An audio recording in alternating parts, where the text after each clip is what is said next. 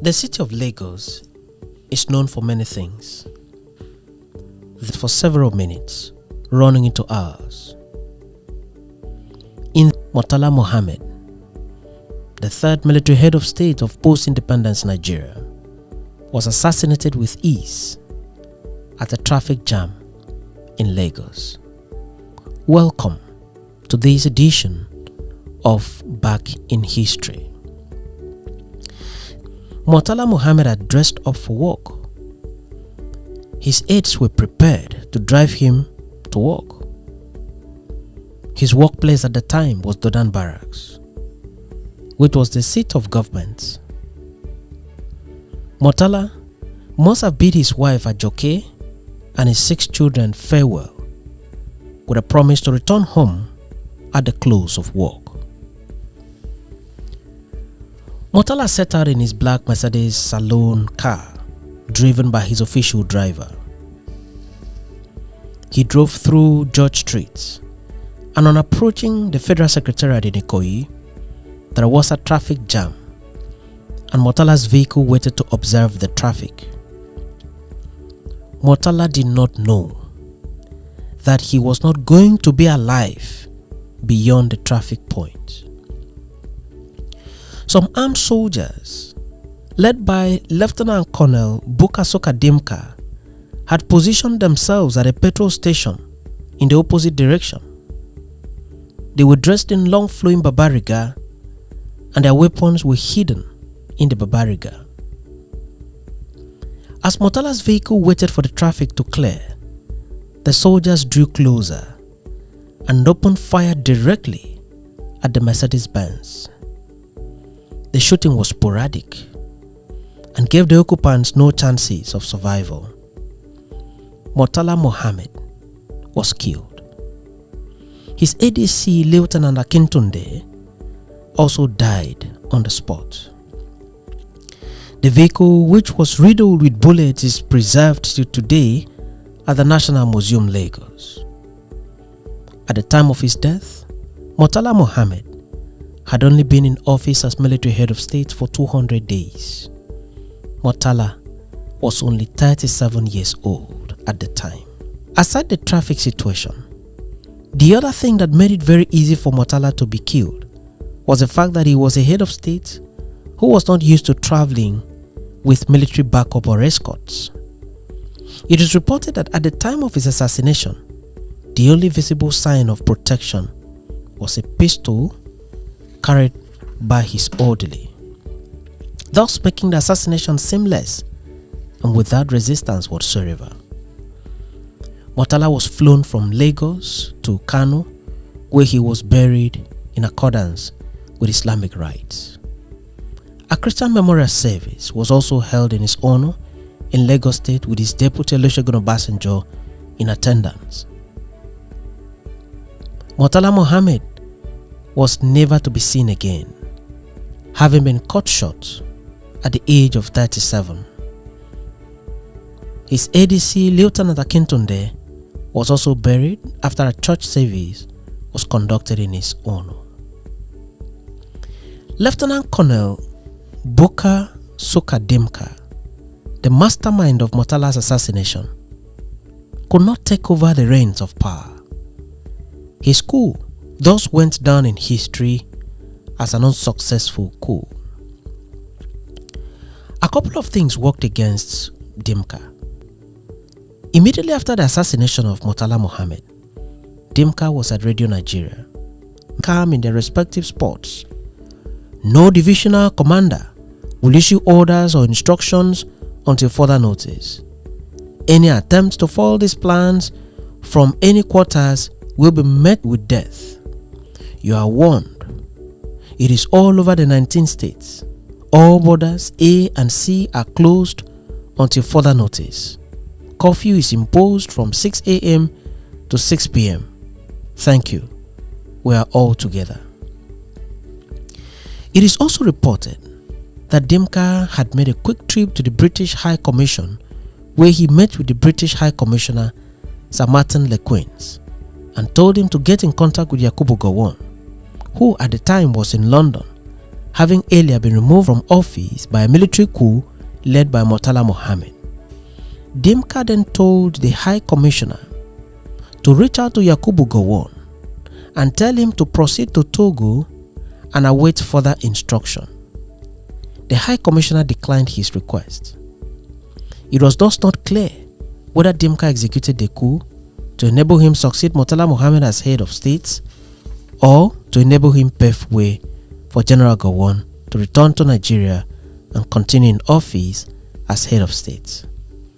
Dimka's coup was largely characterized by confusion and lack of coordination. While Dimka was at Radio Nigeria running the national broadcast, serious efforts were being made by the military to crush Dimka's coup. There was a counter broadcast from Benin by the then brigade commander, Colonel Issa Buka, disassociating other army units from the coup.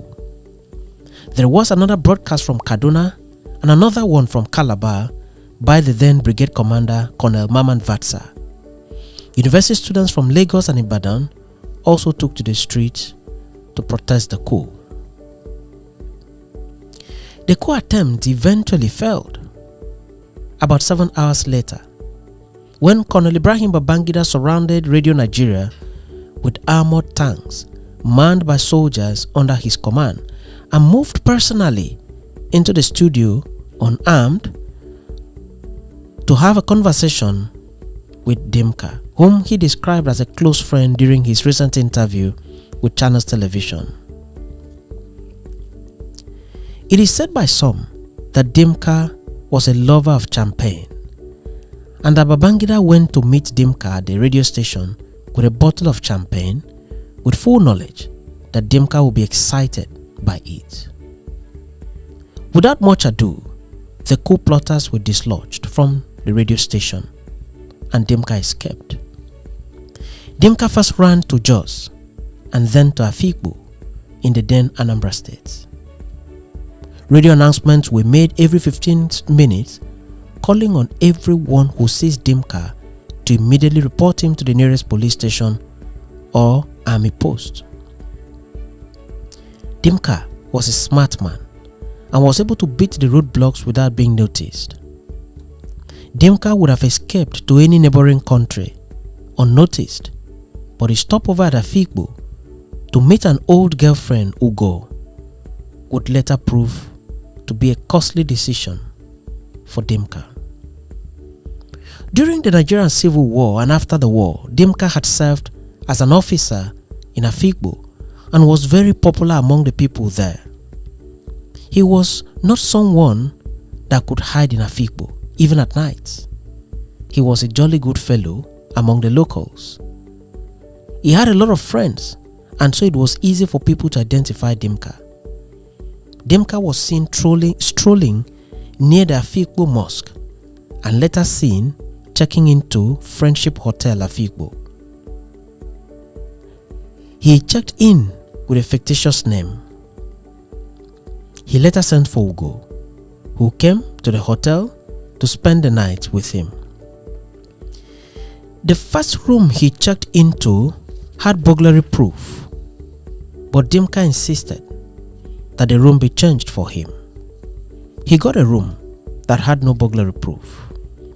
This was done with a reason. The unprotected window would later serve as its escape route. While there in the hotel, information got to the army and the hotel was surrounded at night. But the soldiers only concentrated on the front of the hotel. The soldiers began checking the hotel room by room, and when they tapped on a nearby door, Dimka told his girlfriend Ugo to go and open the door for them, while Dimka escaped through the toilet window and ran away. He went through the farmlands and then entered a vehicle across the road to escape to Abakaliki. Every 3 kilometers on the road had a roadblock. At a point on the journey, Dimka voluntarily handed over himself to a police sergeant at a checkpoint. He told him, I quote, "I am Dimka, the man you have been looking for." He brought out his hands and was immediately handcuffed by the policeman, who then took him away and handed him over to the military. Dimka was later tried by a military tribunal, and to the surprise of many, Dimka did not deny his involvement in the coup throughout the sitting of the tribunal. When a recorded message in connection with the coup was played to him at the tribunal, Dimka boldly admitted that the voice on the tape was his own. Well, I didn't have enough time, but I thought the initial step was going to allow me to sit down. Anyway, I thank you very much actually for having come. If there's anybody who enjoys Of course, being a soldier, I made it a point of duty that I have an honor to maintain, and I believe I have no reason at this stage to lie. So all that you have heard it has been my personal recording. On 15th May 1976, Dimka was found guilty by the tribunal and was publicly executed by firing squad at the Kirikiri Maximum Security Prison in Lagos. It is stated that even after being tied to the stake for execution, Dimka requested that the younger officer who was stationed to shoot him should first give him a salute and compliments as a senior military officer. This brought to an end the military career and life of Colonel Bukar Suka Dimka, one of the earliest foreign-trained military officers in Nigeria. Dimka attended the Australian Officer Cadet School, Port C, where he trained and was commissioned in 1963 as a second lieutenant for the Nigerian Army. His execution was announced by Muritala's successor, Olusegun Obasanjo. The Council has confirmed the sentences passed by the tribunal. Those condemned to death by firing squad have been executed today. Muhammed and Dimka were not enemies. Himself and Muritala had participated in the counter-coup of 1966 that removed General Ironsi and brought in General Yakubu Gowon. He later participated in the coup that brought in Muritala to power. It is maintained in some quarters that Muritala had promised to create some states for Nigeria, and that one of the states he promised to create was to be known as mainland states, which was to be carved out of the present-day Cross River State with headquarters in Abak region of present-day Akwa Ibom State, and that Dimka was to be the military governor of the mainland states.